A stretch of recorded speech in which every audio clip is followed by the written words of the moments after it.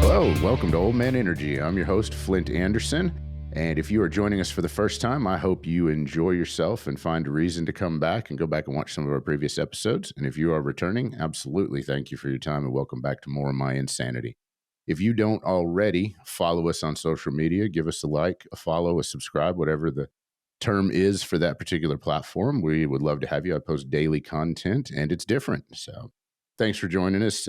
Today, we have a guest, Marshall Gillen. He and I recently met via the power of social media and me just getting sick one day of seeing all the negativity in my feed and started adding like-minded or interesting-looking people. So that's where his profile came from. Is a 5-time college dropout, has beat drug addiction and attempted suicide. He is now an award-winning speaker who's sold over 2.5 million online and is on a mission to save 1 billion lives, who save 1 billion lives with the power of vulnerability and storytelling. What a powerful intro, brother. Can you tell us what that means specifically? And Yeah, for welcome. sure. First off, Flint, thank you so much for having me, brother. Man, that sounds like so much guru shit when you read it like that. I just typed it up on the way over here from the gym this morning, and it's funny hearing a bio about yourself sometimes. And I don't know if any of the listeners can relate, or if you, Flint, can relate, but it's like I don't know why. The more I accomplish as a man, it seems like the less I want to hear about the accolades I've done, the things I've done. It makes me kind of like cringy for some reason. It's just funny listening to that. It's like there's this quote, new levels, new devils. And I'm like, the older I get, and I'm only 39, but it's like the older I get, what I keep finding is it's new levels, same devils. It's like, okay, the same emotions and triggers and limitations I face at whatever income level of a relationship, whatever it is. It's like, it's always the same shit over and over again. But it's interesting. But anyways, thank you for being here, or thank you for allowing me to be here today on the Old Man Energy podcast, bro. When I stumbled across your brand, it resonated with me so quickly. And just a quick story, and I'll throw it back to you. I was in the gym this morning. I don't know how many listeners work out, but I was in the gym, and I've always been a dude who's in pretty good shape. And when I was younger, I used to go to the gym. These older guys, I would look at them, and they have like this hardness, like this hard, like old man, like look to their muscles, this density. And no matter how hard I worked out, I could never achieve that, no matter what the diet was or nothing. And it's fitting that today I'm on your podcast because for the first time in years, I don't even know why I thought about it. Like the light hit just right in the gym, and I was looking at myself, and I was like, I'm kind of starting to get old man dense. I'm like, this is awesome. I've been waiting my whole life for this.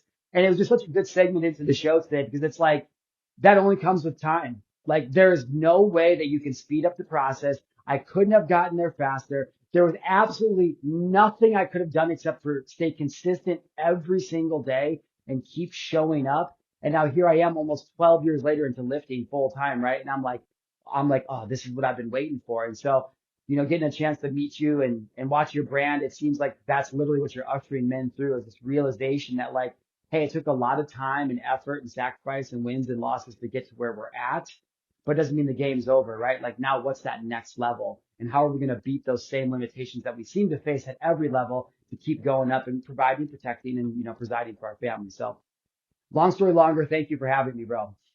No, that's great, brother. That's great. And that defines the essence of what old man energy is.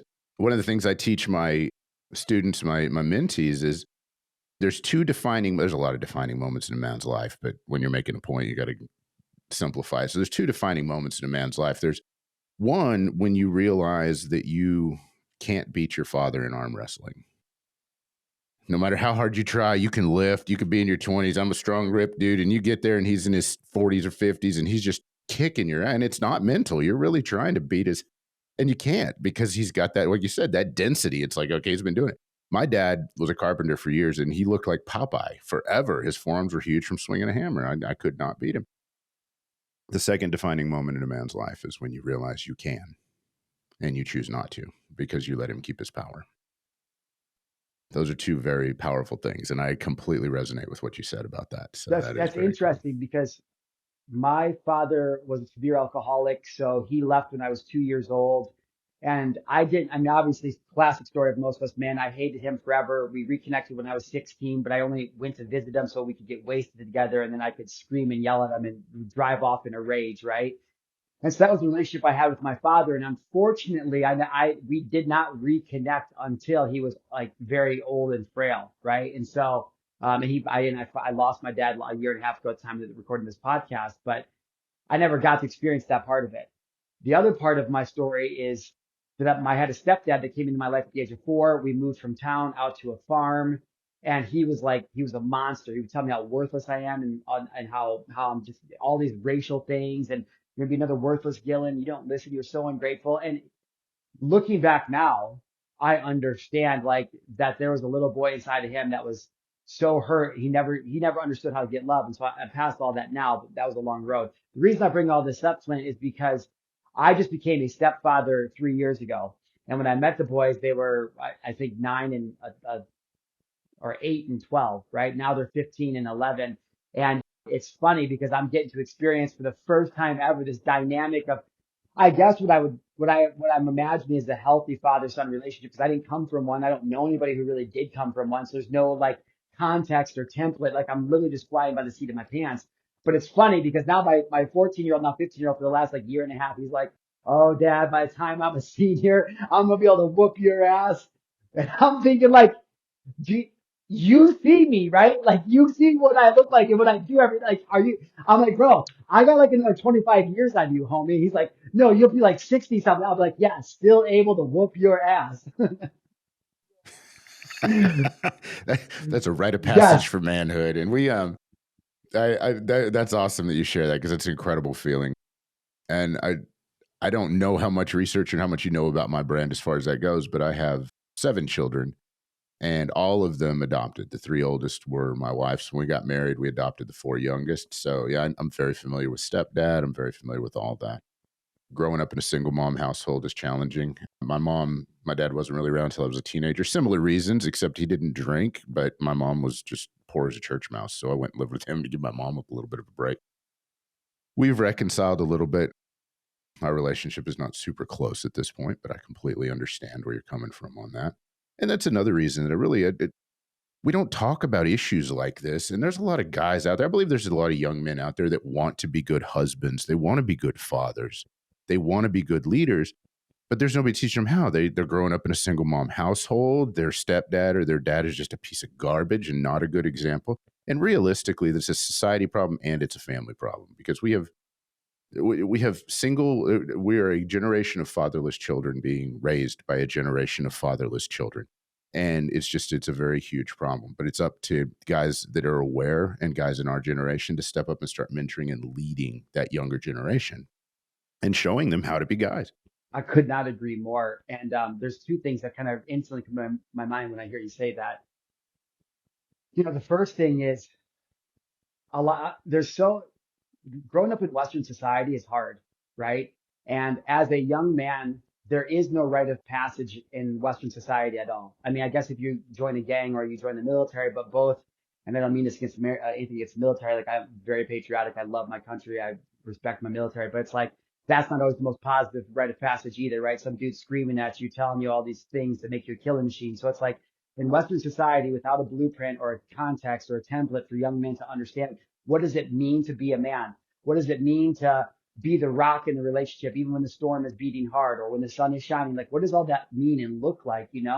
And so in a world where we're so, and I see this with my boys, and I'm sure you experience this too, right? It's like, in a social media world where everything in the Western society is about status, about material things, about how much money you make, the business you have. And like, listen, like I launched my first business in 2014, and for the first like probably 4 or 5 years, I was caught in the bro scaling thing. I was caught in the like big, like more and more of the single guy traveling the world, speaking on stages, selling things, like living the good life.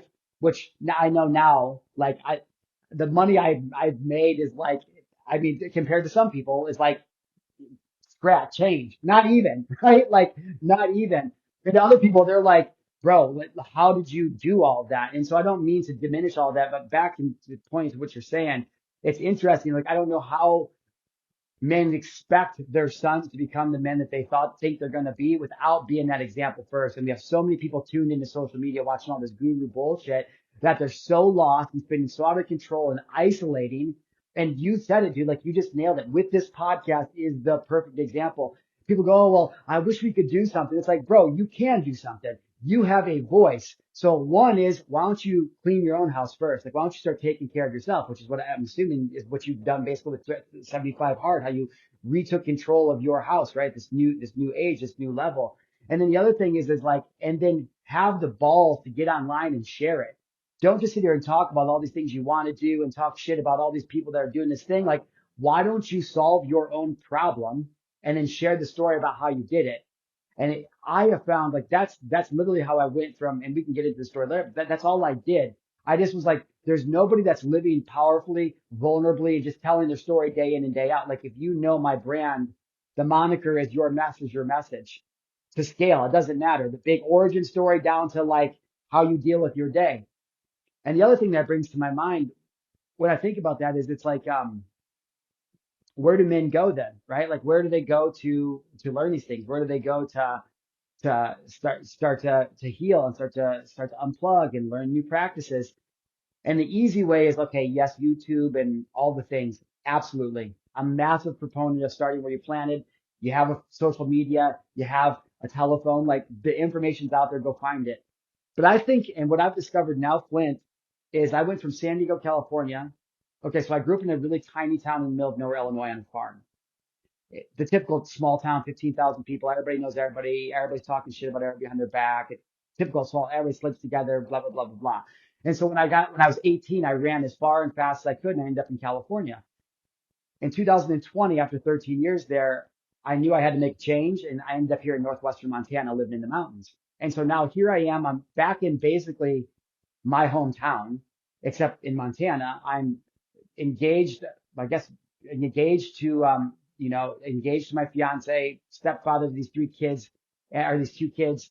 And I'm like plugged into what normal dudes are suffering with every day. Like when I go to practice, when I go to the schools, when I'm standing in line at the bank. Like when you're a single dude, like kind of living the jet set life, you're not connected with normal people. As a matter of fact, I don't know why anybody ever bought from me in the past. Like I don't even know. It makes me sick how unfucking relatable I was my whole life. It's disgusting. I can't stand it. So any of the fathers who I told, don't make me excuses, just get it done. I'm sorry. I did not know what I didn't know. But so now, it's interesting. Okay, we bring this full circle. It's like, well, how do I get the help? Where do I start? I'm like, bro, there are people right in your community who one either need help or are offering help. And I love the online world and I love being able to coach my clients and have the video eye contact, but there's nothing like the energy that comes from being in a physical room with people who are on the same mission. And so it's like, I hear men talking about these things, how impossible it is to change. It's like, no, you just don't want bad enough. And I bet you, with all the things you've done, I bet you've experienced men who are the same way. One of the things I teach all of my subs, anybody that works for me and anybody that I mentor really is don't come to me with problems without solutions. At least try and come. If I don't care if it's a bad solution, at least come to me with a problem and a solution to it. And yeah, there's a lot of power in being in a room with people that are like-minded. We all love that. You left out also how weird it is to sit in a room with lights in your face and talk to a dark circle. That's very weird too. That takes some getting used to. You nailed it on the head though. It's like we don't know what we don't know. All we know is what we do and what we want to do. I wanted to be, when I started Old Man Energy a year ago and all of it, I knew that I wanted to speak, I wanted to teach, and I wanted to make a difference in men's lives. That was it. No idea how to do any of that. I mean, I've given speeches at conferences before and at chamber events and things like that, but I'm like, well, where the hell do I find a stage? So I start listening to these guys and they're like, well, just make your own. So I did. Started using social media and going from there. I've got to have some incredible conversations. I've got to speak to a lot of different groups of people. I've been very blessed by that and looking forward to more of that. But 100% along the way has been, you have a powerful message. And I'm sure you heard this too in speaking to men. And your message needs to get out there. And yeah, I really like what you're saying. And if they're talking to you in person, then comes the but. Mm-hmm. But you don't understand. Oh, I've got 6 kids. I love it when people tell me they got 4 kids. I'm like, oh, I'm just waiting now. Go ahead. Say whatever you want. But they're so beaten down and used to making those excuses that they just can't see a way out. And what's beautiful about what you just said is if I had heard you speak before now and before you said that, the first thing that would have gone through my head is, okay, well, this guy's a really dynamic speaker. He's a very powerful personality. And he doesn't understand what it's like to have 3 kids at home. You got $1,500 worth of bills due. You only made $1,200 last week. You got to be simultaneously be at baseball practice and volleyball practice within 20 Oh, don't even minutes get of me each other. started on that. So, Extra yeah, seven. you might be Jesus. exciting, but you may not understand exactly what's going on. So, when you led with that, it's like, okay, there's a lot of power. And, you don't really owe anybody an apology because sometimes we do need to be kicked in the teeth as guys and just like, you know what, figure it the hell out. Just do it. Do the best you can. And if it's good enough, it's good enough. Couldn't agree more, man. So for anybody that watches my content, you guys already know if you're watching me for the first time on Flint's, like I like to take a time out. Like I do a bunch of timeouts. For you guys who don't know, I run a company called Top Paid Speaker since 2017.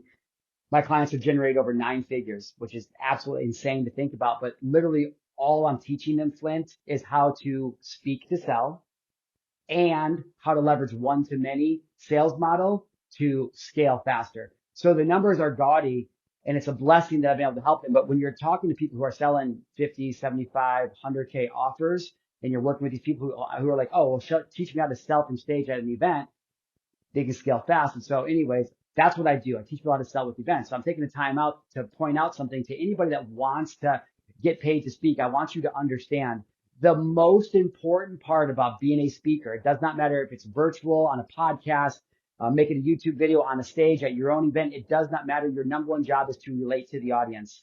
And so an inside pro tip during this time out before I follow up on what he was saying, is that if you want to be a dynamic and great speaker, understand who's going to be listening to you in the first place. Okay. So when I am at an event, I go the day before and I literally just go talk to everybody. I want to meet people. I want to know why they're there. Like, what did you have to give up on? Like, did you have to choose between rent and being here? And are you banking on like the deal? Like, tell me what's up.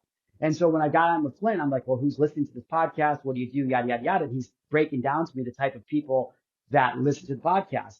And so as a professional speaker, I know that my first job is to lead with a story that's going to put us on the same level, because I truly believe that if you hear my message today, which is rooted in suicide and losing my best friend, and I'll go into that in a second. If you can hear my message today on this podcast, I believe it'll change your life. But if I don't, as a speaker, set myself up in a way where I can create as little resistance as possible, where I can build a bond and empathy between us real quick, that's just simply knowing your audience. And so I just want to say to everybody is that it's manufactured, it's real, but it's also on purpose and intentional. And when you understand how to speak to sell or how to frame things up, that's what happens when you speak on these things. All right, so time back in. But yeah, man. So the men thing is interesting, and it's frustrating at the same time because there is so much going on, dude. Like, do you guys homeschool or all 7 of your kids in public school? They all went through public school. We homeschooled for a short time just due to the nature of the neighborhood we were living in. We moved to a county in Florida that had great schools to be able to put them back into public school. Bro, So hats they off all to you graduated. guys. I can't even imagine. We have 2 kids. My fiance has 4 kids, but 2 are out of the house. So she was a single mom of 4 boys for like ever. But I was just laughing and joking with her the other day. I was like, and I don't mean this to be disrespectful, but I'm like, if you have 1 kid, you basically have like a dog, okay? Like you don't have any responsibility at all, basically.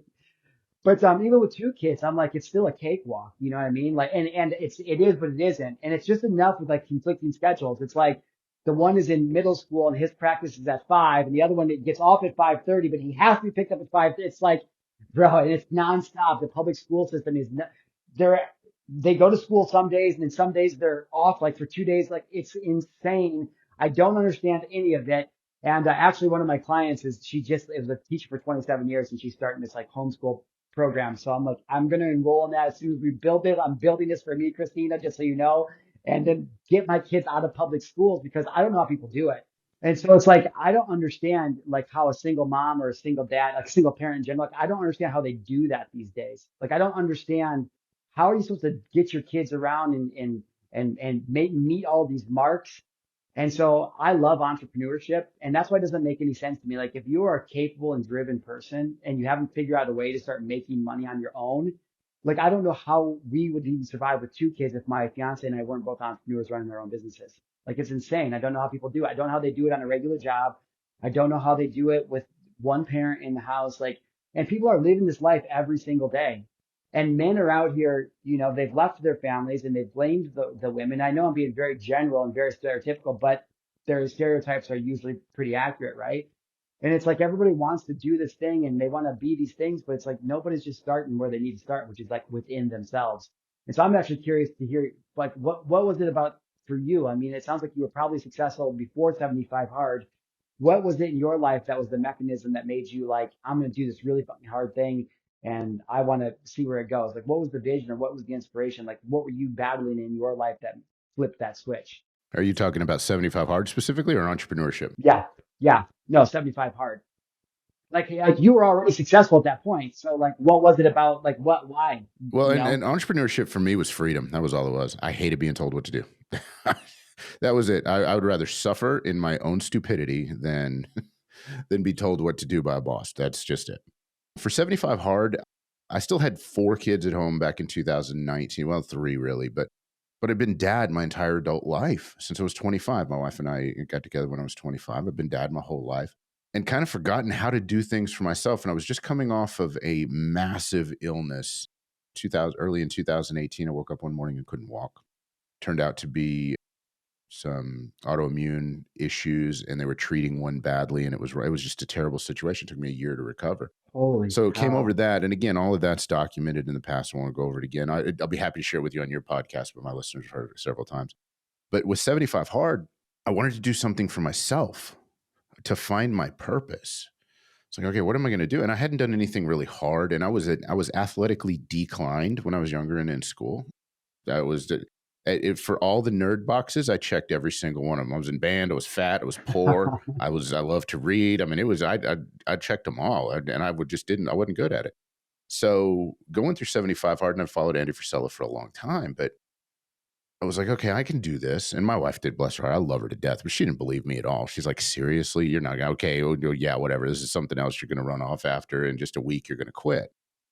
Memorial Day weekend, I woke up hungover and was like, okay, I got to start 75 hard now. It was 98 degrees outside in Florida. It was miserable. That was my first exercise on 75 hard.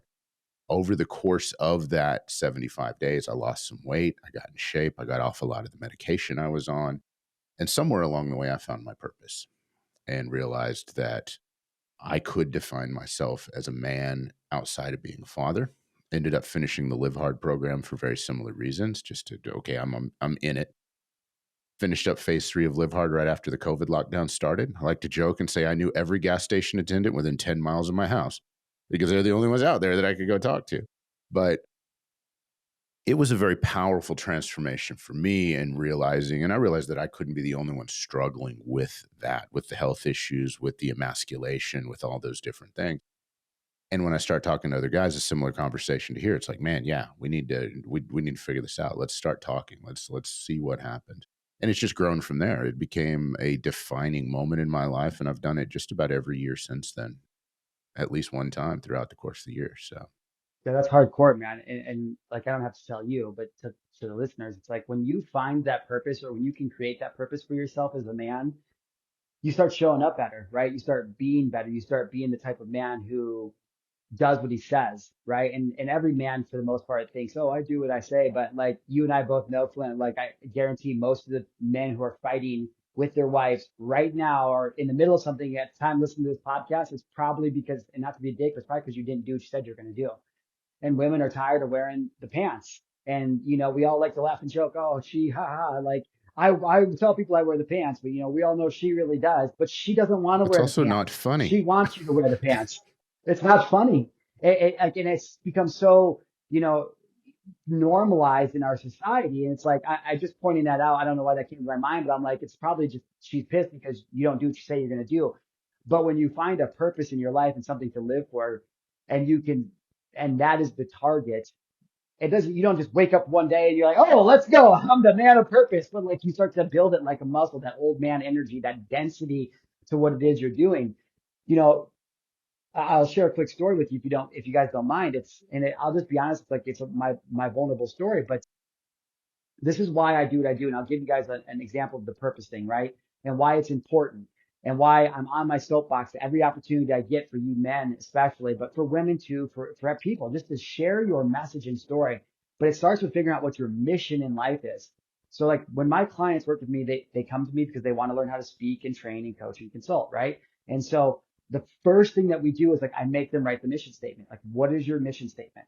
What what is your mission in life? I don't even care if you don't have a business. Like, what is your mission in life? Because if life is a big ocean and we're on it, sometimes those waves are very, very high and sometimes they're chilled. But if there's that mission, it's like a North Star in the sky. And as long as I can always look up and remember where the North Star is at, I always know which direction I'm heading in my life, no matter what the waves are like.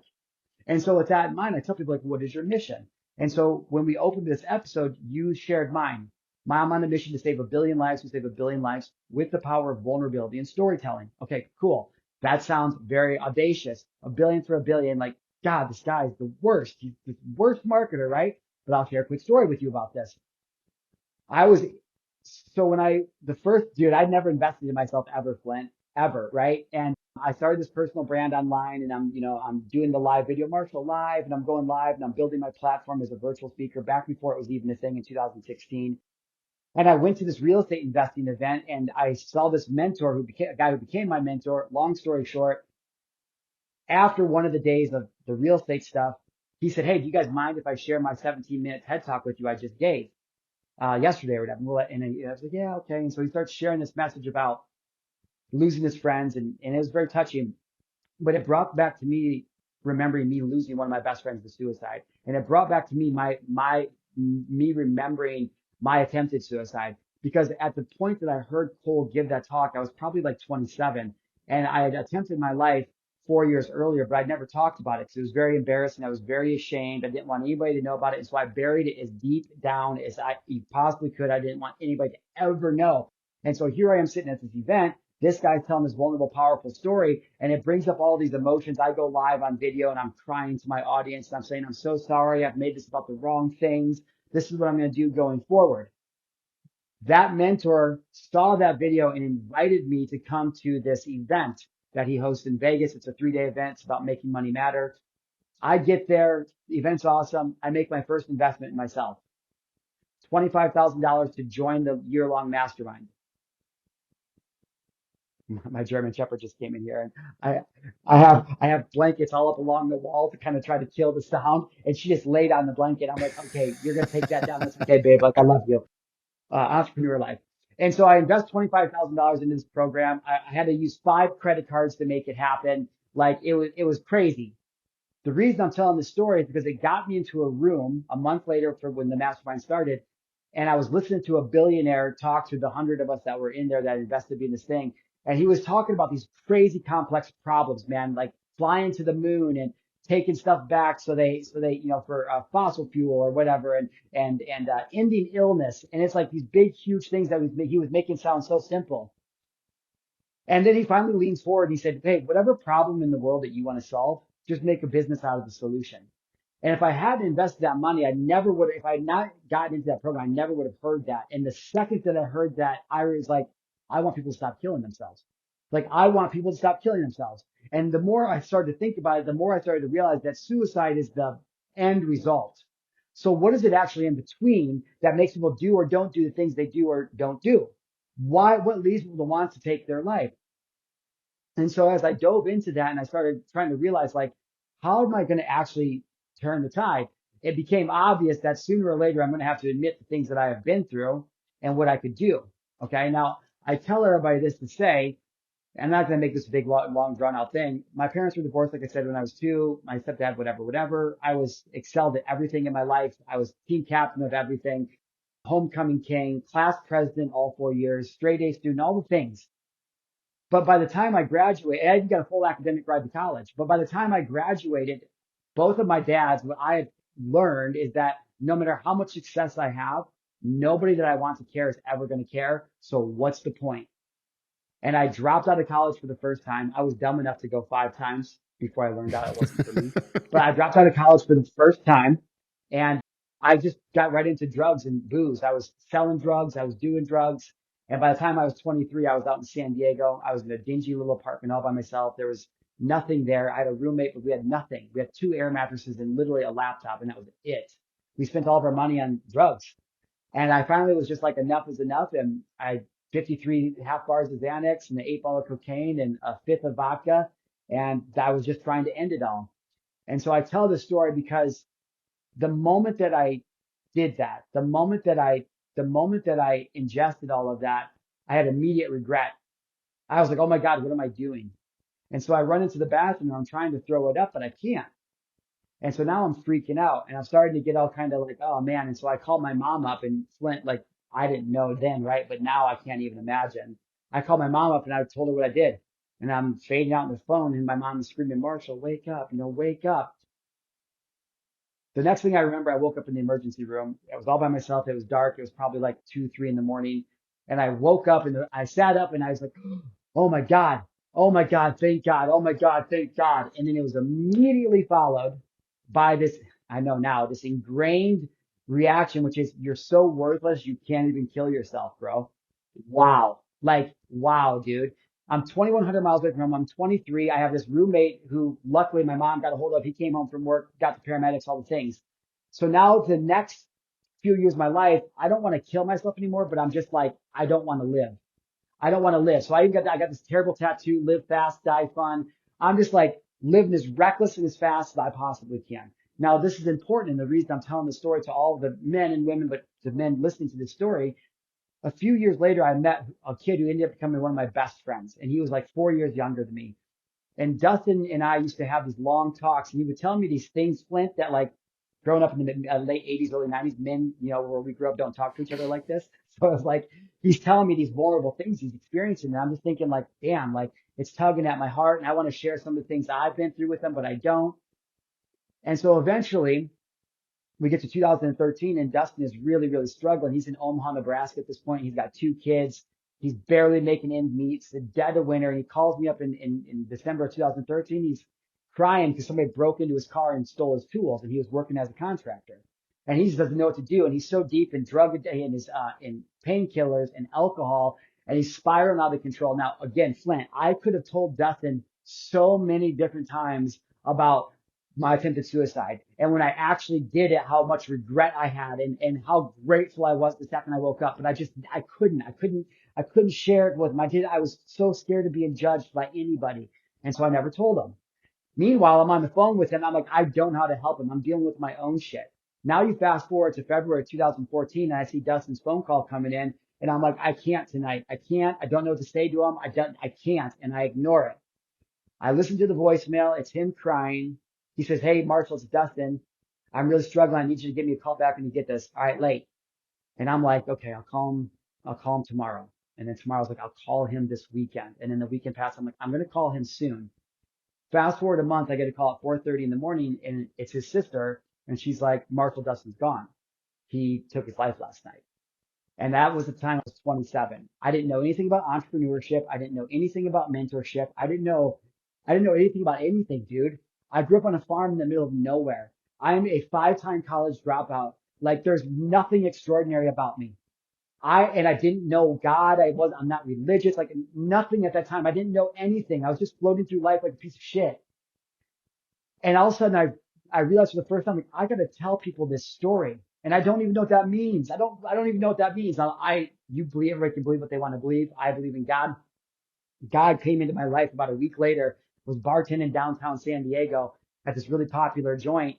And this older guy, I was all by myself. It was Monday night. This older guy comes in and he's kind of sitting there drinking a Bud Light. He's watching me do my thing. I'm like a game show host as a bartender. I'm like, I'm just making people's experience.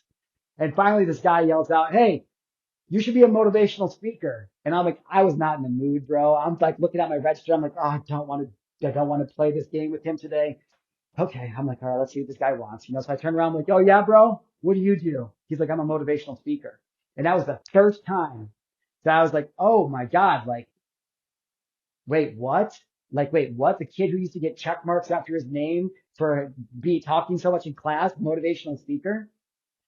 And so the reason that your message is because, long story, real long now, to sum this all up, if I just shared what I've been through with Dustin, whether it was on social media or what, just literally in person, right in your community or online or to any scale, if I had just been honest, if I had shared my mess as a message, if I had had somebody give me context or a template or understanding what that means, then maybe Dustin could have been here still.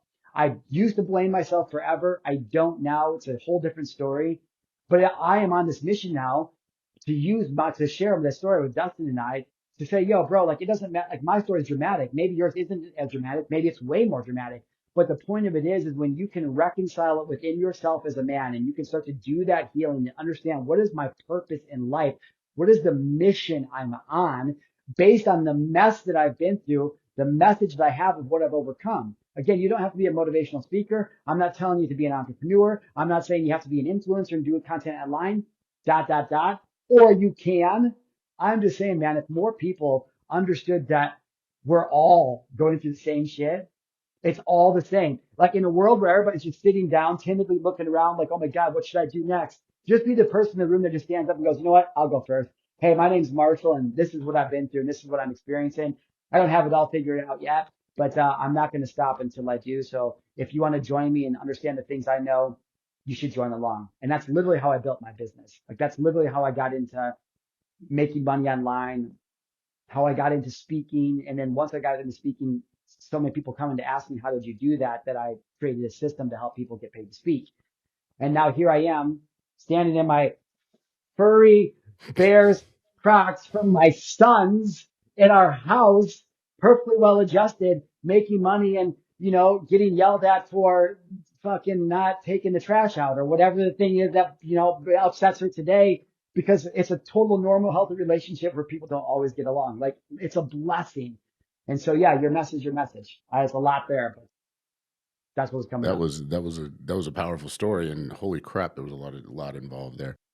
But I mean, our story is what it is, and we talked about this at the beginning. I can't remember if we were already recording or you just logged in, but we talked about the lack of authenticity today in people and online, especially. You see these gurus that just either bought a program or they're reteaching or they're just saying something to try, okay, well, here's a bunch of modules and now congratulations, you'll be successful if you apply this correctly. Not, here's my story. Let's take your story. Let's see if we can help. And I want to ask you more about your story is pretty well documented as far as you've shared it now multiple times online. I've seen not the whole thing, but a couple of clips of yours and what have you. You do not. You're from a small town in Montana, and that is the exact right place to run a speaking business because it's definitely connected, well connected. I'm being facetious, but talk to us about that, about speaking online and about becoming a speaker specifically. Because you would think most of the speakers would be based in a bigger city where it's easier, this or that. Yeah. So share some of that with Yeah. us. Yeah. I'm really curious to hear about that. Yeah. Bro, this is one of my favorite things to talk about. So talk about a culture shock. And again, the reason I'm experiencing all the things is because I have to eat humble pie because when I was living in San Diego and doing things, I would tell dads who invested in me, hey, you don't have time, just go make time, right? That's why I'm experiencing what I experience now. People would be growing up in the like people that invest in me, but they'd be living in this town, and I'm like, just make it work. Like, there's got to be a town that's close where you can go do the meetup. And like right now here, I'd have to drive to like Missoula, 2.5 hours away. There's nothing convenient about it. It would be, even at my level right now, it would be a nightmare, right? So again, I'm eating humble pie. So I love this question. Let's dive into it. So from 2000, I launched my first business 2014. I was a personal trainer. Wasn't making any money because I didn't know anything about business. Okay, cool. So I started doing online research. I found out, oh, there's a thing called online training. I launched my online training business. I created one program for one person and I created content on this little platform called Instagram. And I started selling this performance blocks 360. Okay, cool. So now I'm in the digital world. I'm a broke bartender who understands that my phone can create money for me. So that's the first step. Now I'm learning that what I'm actually doing is I'm finding problems in the marketplace and I'm solving them with things I know how to solve. Oh, I'm an entrepreneur. Didn't know that. Cool. So now I'm in the online world. I'm making a little bit of money, but I want to understand like how to do this better. So I stumble across digital marketing. Perfect. Now I'm a digital marketer. I'm driving traffic to this program. I'm selling things, but I realize the people that get richest in the gold rush are the people who sell picks and axes at the head of the trail. So I'm like, damn, I'm going to start a marketing agency. There's all these businesses in San Diego that don't know anything about this. And so boom, I start my social wealth media agency and I'm running local lead generation ads for businesses, chiropractors, doctor's office, things like that.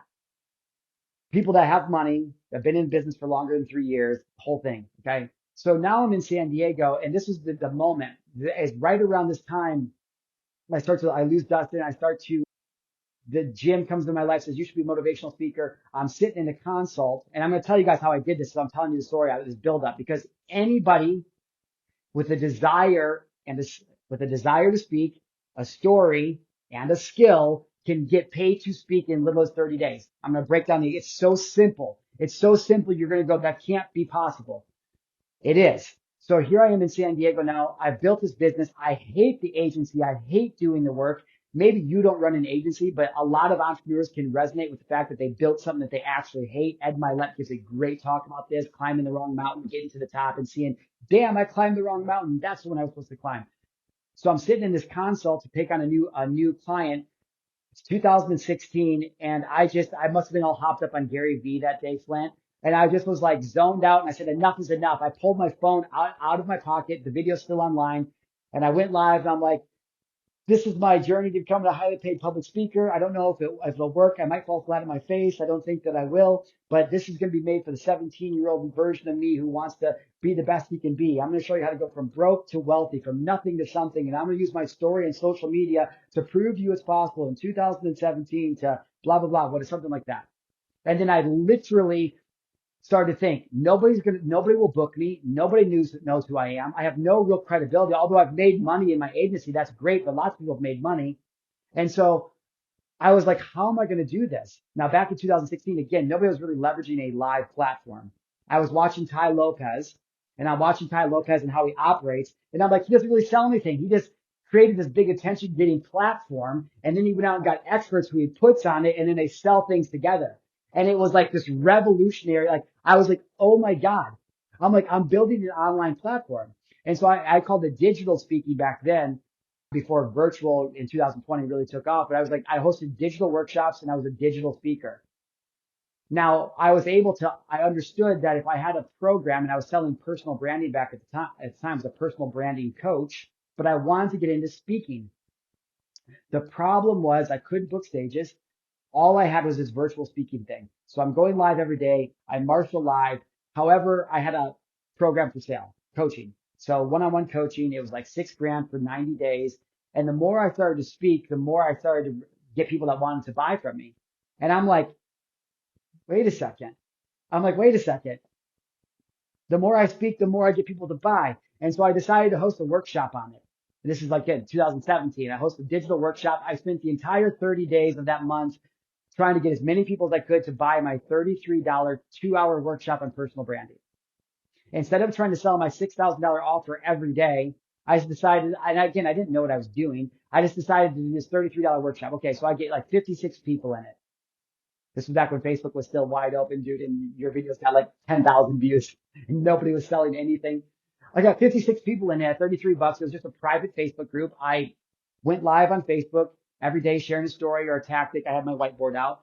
People would DM me.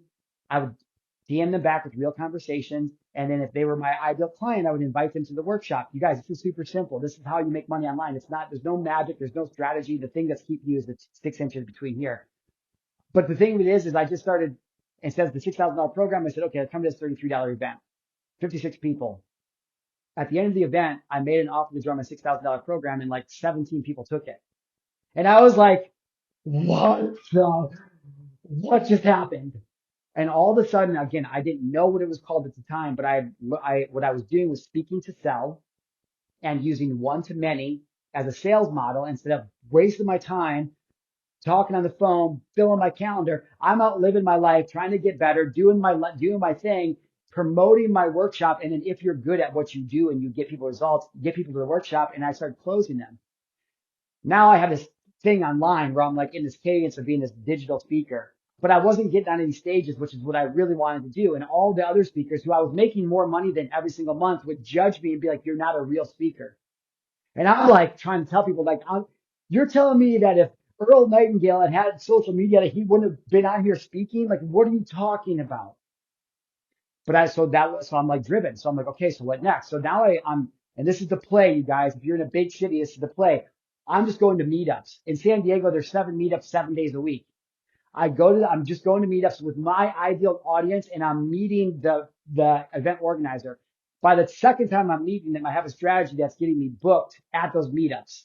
Okay, so now I'm speaking for 15 minutes at local meetups all throughout San Diego, but it's a lot of work to happen. It's a 60-day process in totality. I can't sell, nothing like that. So I'm like, how am I going to make money doing this?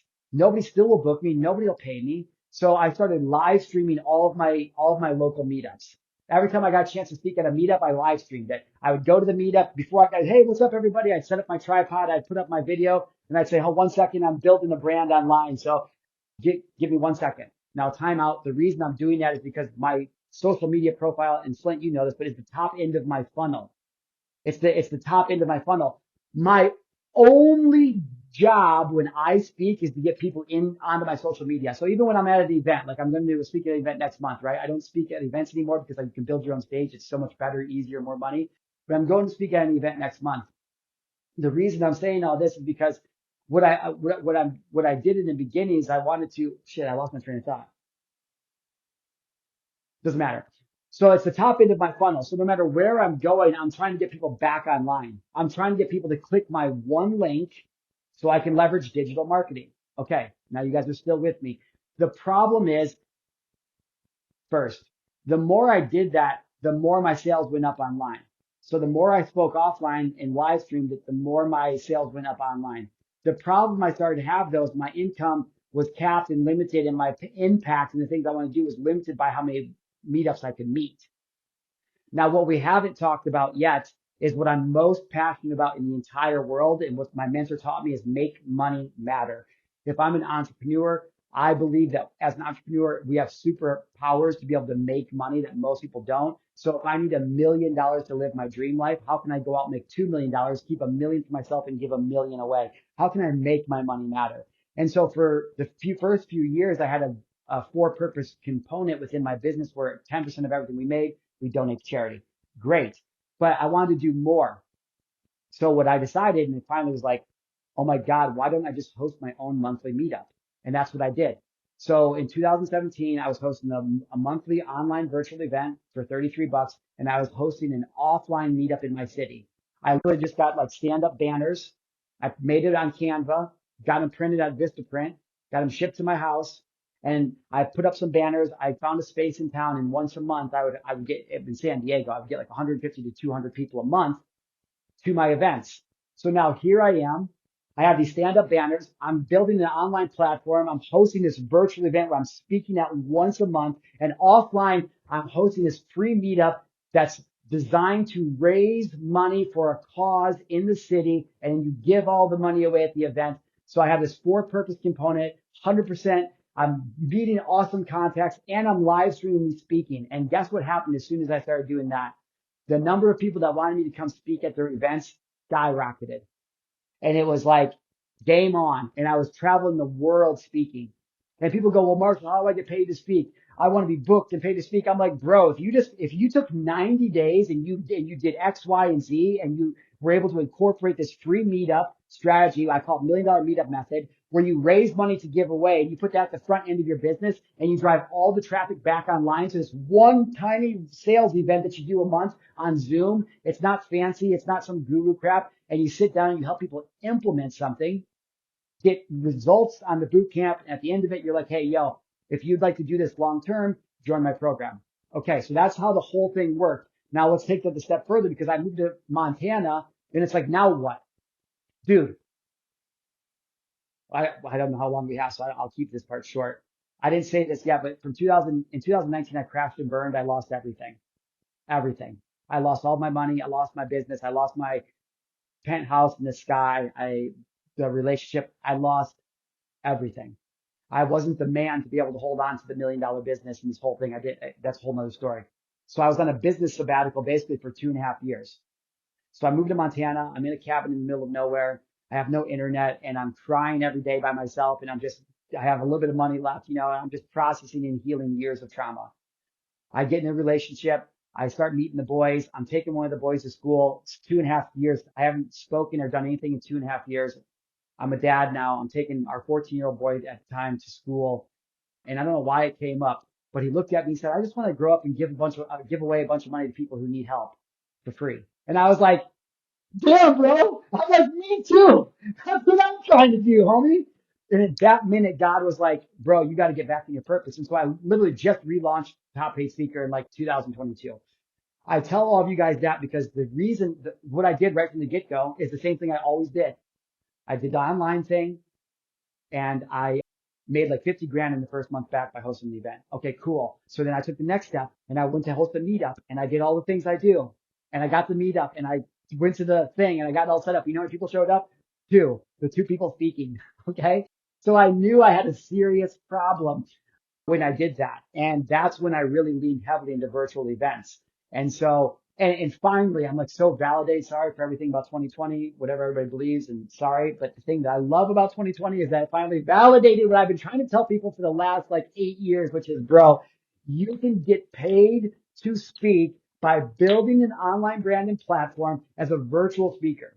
Okay. Once a month, I have a 3-day virtual event. It's awesome. It gets people crazy results, right? However, I can make, so I'm scaling the mission is to scale to 100 grand a month consistently. So to scale to 100 grand a month, that's the mission. If I don't ever want to do anything outside of that, and listen, it's taken years of hard work and experience and failure. So I'm not just throwing these numbers around to anybody listening that can't relate to this. Some of you definitely can. I know that sounds crazy. Making $10,000 was crazy to me at first, and then I made it in a day. And then making $100,000 was crazy at first, and then I made it in a year, and then I made it in a month, and then I made it in a day. And so all I'm saying is it starts to be different levels to this thing where like your mind expands the more you're around people who do this. So again, I'm not saying this to, but that's the mission that I'm on. And I'm realizing as a dad, Flint, that if I don't ever want to speak anywhere I don't want to, and I know this is so dramatic, but I'm like, I'm never going to prostitute myself out to a stage again. I don't want to go speak at the guru thing to 5,000 people because it doesn't bring me any value. I know what it's like to be at the event with 5,000 people. It's not fun. No, it's not fun.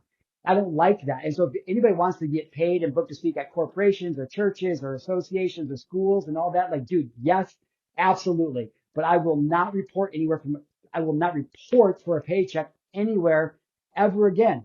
And so now I get to pick the stages I want because I've built this online virtual speaking business that I supplement with offline events.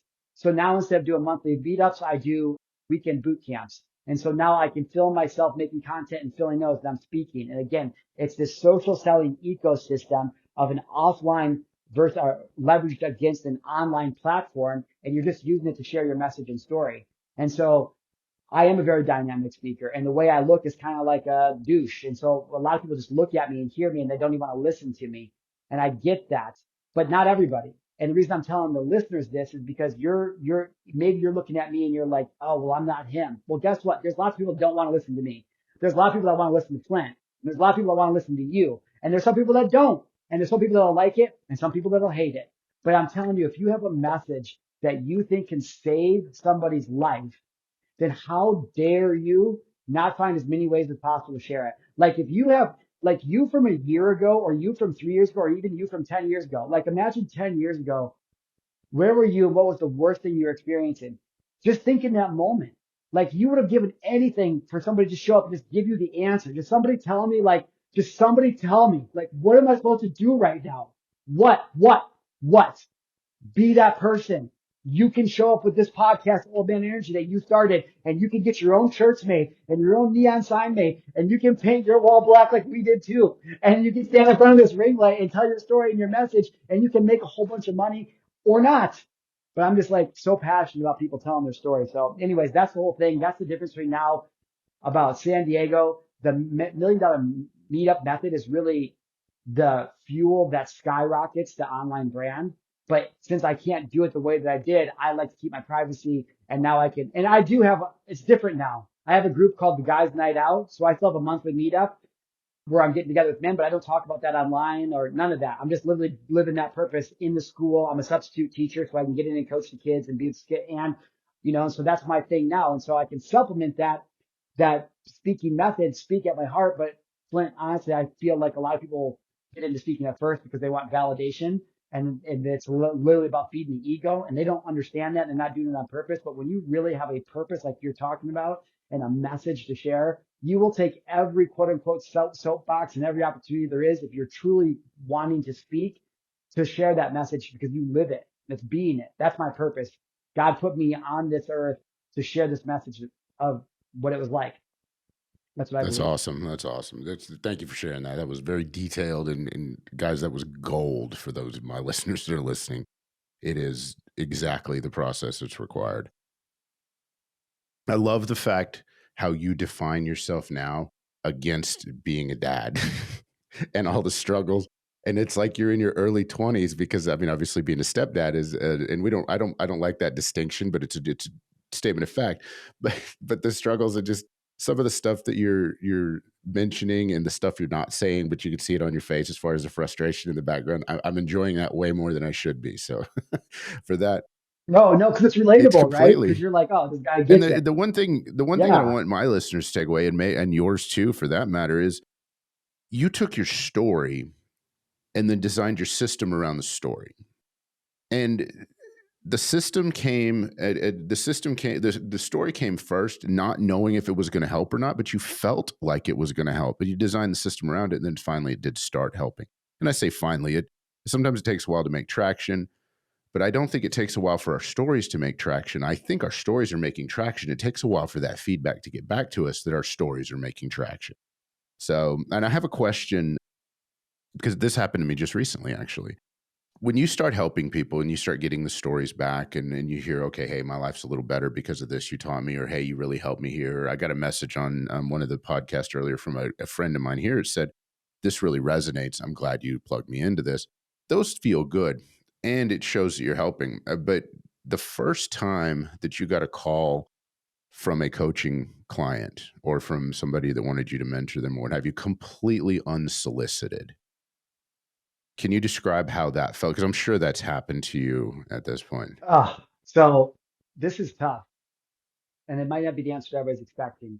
So the reason I crashed and burned after the first 5 years in business is because I never dealt with the unhealed trauma that I had in my life, which I didn't even know what that was at the time. I didn't know that was a thing. I didn't know.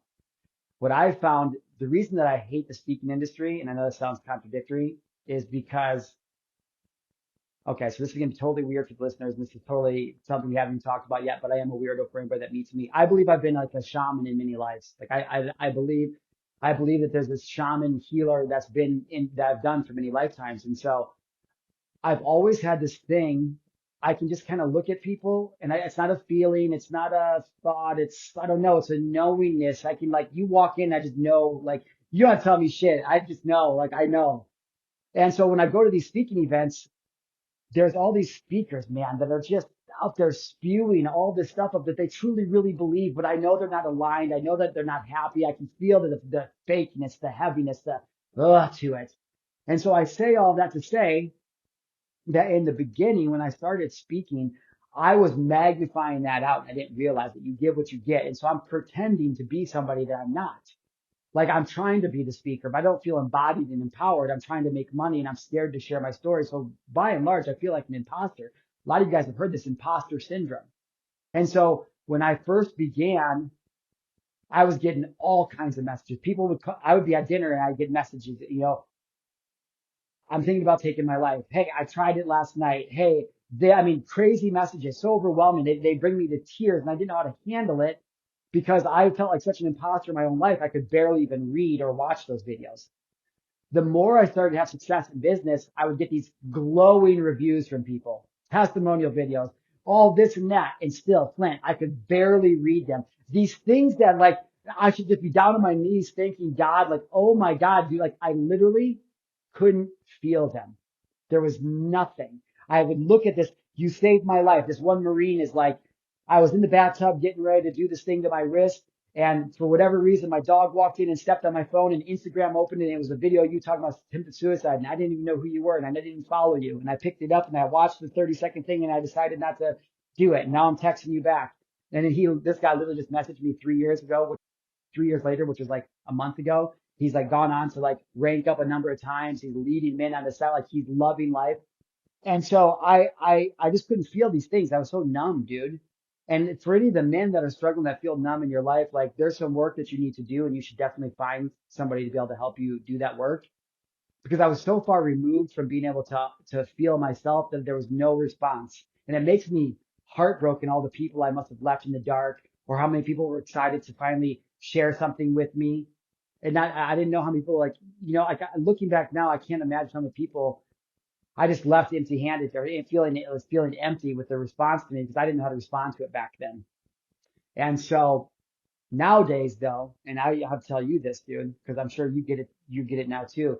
Nowadays, as the man I've become and the man I'm becoming, when I get those messages, it means everything to me because I've been to the top and then lost it all and thought like this, my life is over again, you know? And so now to eat that humble pie that I kept talking about throughout the episode, to be where I'm at now, I have people calling me, telling me, that they've changed their life. I've saved their life. I've saved their marriage, all these crazy things. And it's like, who am I? Like who, me? And it's just, it's so, I mean, again, it sounds cliche to people who are struggling with anything in their life, but it's like, it makes me want to get up in the morning. My eyes open at 5 and I'm like, get to get up and do this again today. Now, is it always mean I'm in the best mood or I'm always the most motivated? Like, no, dude, of course not. But again, like I get to share this message. I get to make money online. And as soon as I'm done here, it's Friday. And if I want to shut off my phone and not do anything else for the rest of the day because I have no client work planned, I can. And because my business is set up in a way that has recurring revenue, it's like I am so beyond blessed to do what I do.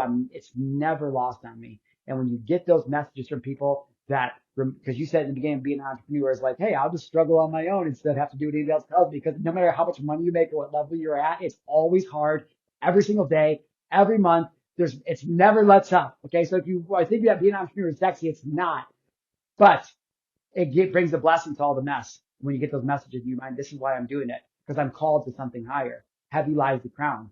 And it is more work. It is a lot of sacrifice, I guess. I mean, but I love it. I'm sure you do. So it's like if somebody's listening to this and you have a message and a story to share, you should just start. You should just start somewhere. Write a blog, make a video, make a podcast, something. Make a video and send it. So many people are scared to do that. It's ridiculous.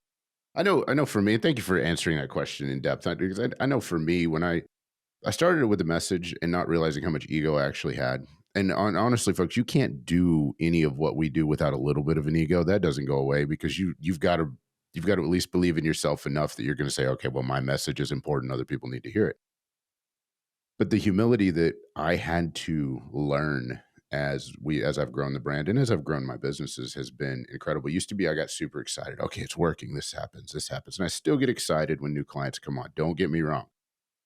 But had a guy call me today earlier and he was like, look, he goes, he'd been in one of my classes earlier, graduated successfully, just killing it, doing great in his business. And he called me, he goes, man, I've done in 3 months what I did last year. And since I graduated from the program, I'm like, that's awesome. He goes, how much is it going to cost to get on your calendar one time a month? Because I don't know what I'm doing anymore. I'm scared.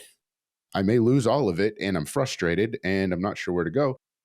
I need to be in contact with you more. And so that was powerful, but my response shocked me because I was like, and I've made time for him, so that's not an issue. But my response was, okay, it was excitement for him at his growth, and then the very next thought was, wow, he's calling me for this.